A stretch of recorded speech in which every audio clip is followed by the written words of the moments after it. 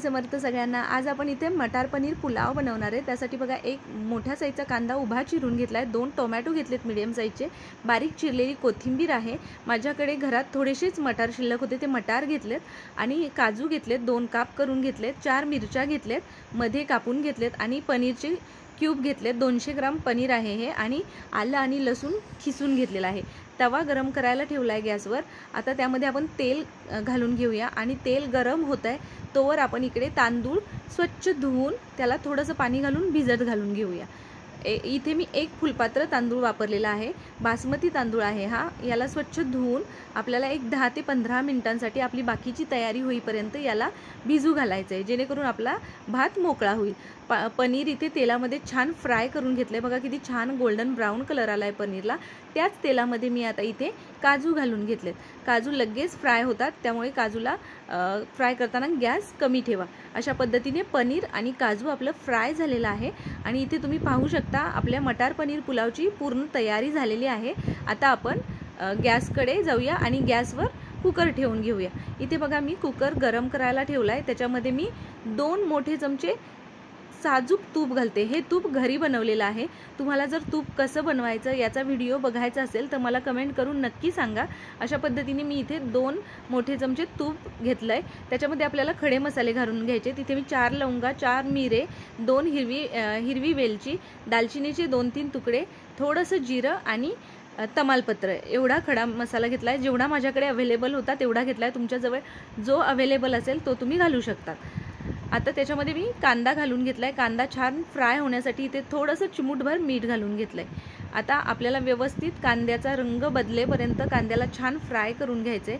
आता मी कांद्याबरोबरच इथे लसूण आणि आलं किसून घेतलेलं, तुम्ही पण लसूण आणि आलं शक्यतो किसलेलंच वापरा, त्याने या मटार पनीर पुलावला खूप छान स्वाद येतो। तुमच्याकडे जर पेस्ट असेल तर ती घालू शकता तुम्ही, काहीच हरकत नाही। अशा पद्धतीने बघा आता कांद्याचा रंग बदलायला लागलेला आहे, तुम्ही बघू शकता या ठिकाणी कांद्याला आपल्या छान गोल्डन ब्राऊन रंग यायला सुरुवात झाली आहे। तर मी आता याच्यामध्ये टोमॅटो प्युरी घालून घेते। इथे मी 2 मीडियम साईजच्या टोमॅटोची प्युरी करून घातली। आता हे व्यवस्थित आपल्याला छान परतून घ्यायचं आहे। तुम्ही बघू शकता अशा पद्धतीने आपल्याला छान परतून घ्यायचं आहे। आणि मी आता इथे मिरच्या ॲड करते, ज्या आपल्या 4 मिरच्या 2-2 काप करून घेतलेल्या मिरच्या घालून घ्यायच्यात, व्यवस्थित हलवून घ्यायचं आहे आपल्याला या ठिकाणी। आणि आता आपल्याला याच्यामध्ये सुके मसाले आपले ॲड करून घ्यायचे। तिथे मी अर्धा चमचा हळद घातली आहे, 1 मोठा चमचा धनेपूड घातली आहे आणि अर्धा चमचा जिरेपूड घातली आहे। आणि आता आपल्याला याच्यामध्ये चवीपुरतं मीठ घालून घ्यायचं आहे। 1 ते 1.5 चमचा मोठा चमचा मी बिर्याणी मसाला घातलाय आणि त्यानंतर आपल्याला मीठ ॲड करून घ्यायचे। तुम्ही बघू शकता अशा पद्धतीने मी आता इथे चवीपुरतं मीठ घालून घेत आहे आणि भाज्या मिक्स करून आपल्याला आपल्या व्हेजिटेबल्स याच्यामध्ये घालून घ्यायच्या। जे आपले मटार आहेत ते घालून घेते मी याच्यामध्ये, आणि आपण जे फ्राय करून ठेवलेलं पनीर आणि काजू आहे तेही याच्यामध्ये आपल्याला आता घालून घ्यायच्यात। अशा पद्धतीने मी हे फ्राय केलेलं पनीर आणि काजू याच्यामध्ये घालून घेते। व्यवस्थित आपल्याला हे मिक्स करून घ्यायचं आहे, व्यवस्थित एकजीव करून घ्यायचं आहे, व्यवस्थित हलवून घ्यायचं आहे। तुम्ही बघू शकता अशा पद्धतीने व्यवस्थित आपल्याला मिक्स करून घ्यायचं आहे। आणि आपल्याला यामध्ये आता आपले जे तांदूळ भिजून घातले होते त्यातलं सगळं पाणी काढून मी तांदूळ याच्यामध्ये घालून घेतले। आता हे व्यवस्थित मिक्स करून घेऊया, 1 ते 2 मिनिटं छान परतून घेऊया आपण। अशा ठिकाणी बघा तुम्ही आता बघू शकता या ठिकाणी मी छान याला परतून घेतलंय आणि आता आपण याला पाणी घालून घेऊया। 1 फुलपात्र जर तांदूळ असतील, बासमतीचे तांदूळ 1 फुलपात्र असतील तर मी इथे 1.5 फुलपात्र पाणी घातलंय।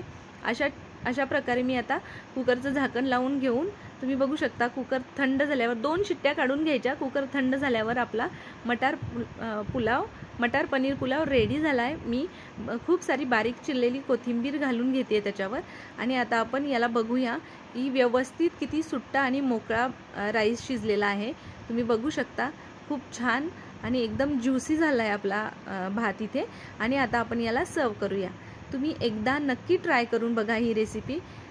याच्याबरोबर कांदा, कोशिंबीर, गाजर सलाड तुम्ही खाऊ शकता। अशा पद्धतीने मटार पनीर पुलाव खाण्यासाठी रेडी आहे। रेसिपी कशी वाटली कमेंट करून मला नक्की सांगा, आणि आवडली असेल तर आदिश्री रेसिपी चॅनलला सबस्क्राईब करायला विसरू नका, बेल आयकॉन ही प्रेस करा। थँक्यू।